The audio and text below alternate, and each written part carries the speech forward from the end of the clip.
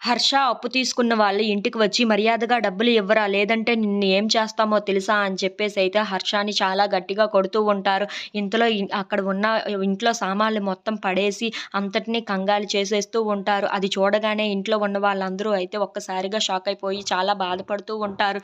ఇంతలో సంధ్య సత్యకు ఫోన్ చేస్తూ ఉంటుంది. అది చూడగానే అక్కడ ఉన్న సత్య అయితే "ఏంటి సంధ్య ఈ టైంలో ఫోన్ చేశావు?" అని చెప్పేసైతే అడుగుతూ ఉంటారు.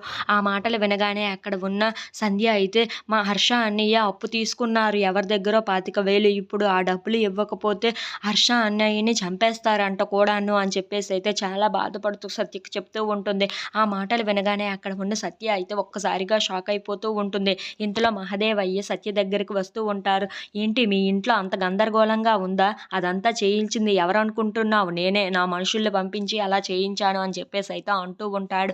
ఆ మాటలు వినగానే అక్కడ ఉన్న సత్య అయితే ఒక్కసారిగా షాక్ అయిపోతూ ఉంటుంది. ఇంతలో అక్కడ ఉన్న మహదేవయ్య మాత్రం నవ్వుకుంటూ "ఇప్పుడు చూసావా నా సంగతి ఏంటో, ఇంకా ఇది మొదలు మాత్రమే. నువ్వు ఇంకా బాధపడవలసిన అవసరం ఎంతైనా ఉంది. ఇక నువ్వు పరుగులు ఎట్టాల్సిందే. ఎక్కడా రిలాక్స్ అవ్వడానికైతే లేదు. నీకు నిద్ర పట్టనివ్వకుండా నేను చూసుకుంటాను. అది గుర్తుపెట్టుకో. ఇన్నాళ్ళు నువ్వు నన్ను ఎంత బాధ పెట్టావు.